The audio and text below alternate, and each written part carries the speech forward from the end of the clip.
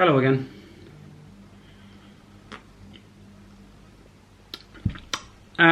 So a week down, 7 days down on the challenge. For those of you not aware, because I'm going to post this to my Instagram TV as well, I'm being challenged to do 25 press-ups per day for 25 days to raise awareness for men's PTSD, men's mental health, that kind of thing. Now, I'm just trying to find here the exact term that people have been posting with. So what I've been doing is I've been talking a lot about how we raise our kids and how we,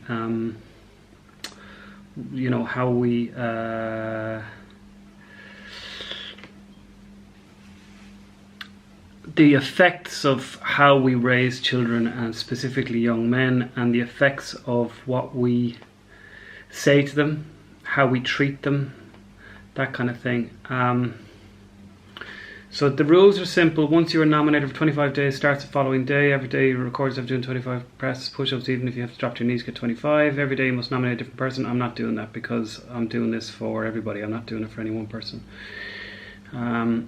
Let's reach as many people as possible. Let's hope by doing this we build awareness for anyone who's suffering from mental illness, PTSD, trauma, or feeling suicidal.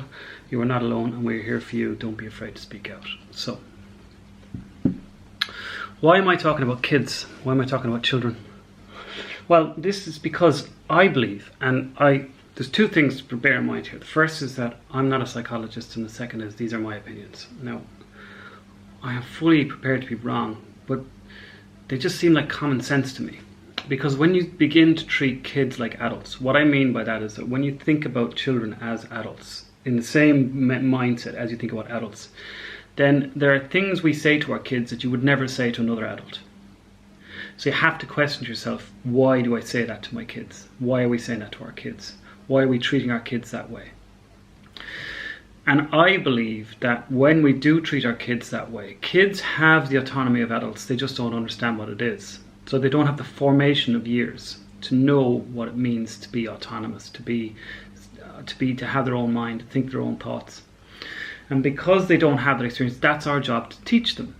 But teach them does not mean treat them differently or expect different things from a respect perspective to how adults should be treated. And I think the fact that we treat kids in this particular way and we start stigmatizing and raising young men specifically from such a young age with such expectations that they apply so much to the way they grow as a person that by the time they're teenagers and young men, the problems that lead to having trauma, stigmatization, not understanding consent, to behavioral problems, they start at a very, very young age. And I'm not talking about 4 or 5, I'm talking 2 and 3. I'm talking from a very, very, very young age. So that's why I think it's important to talk about that aspect of it. I don't have all the answers. I won't have all the answers. I have opinions that so far have served me well. I learn every day. As a parent, as an adult, I learn every day. I believe that the day you stop learning is the day you die. So I firmly believe that this is something that we have to change all the time. If I have an opinion and in 2 years' time somebody points out to me why that opinion is wrong, or offers me an alternative opinion that makes more sense to me, then of course I will change. And that's what you have to do as adults. You have to change. Being locked into a singular mindset just limits your ability to grow as a person. Not understanding the Black Lives Matter statements, not understanding what transphobia is, not understanding what homophobia is. It's not enough to not understand those. Educate yourself. The internet is there.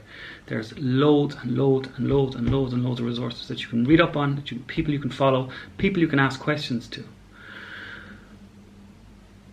It's not okay to be uneducated. It's not okay to have one singular mindset that you licked off the back of a cornflakes packet and stick with that for the rest of your life.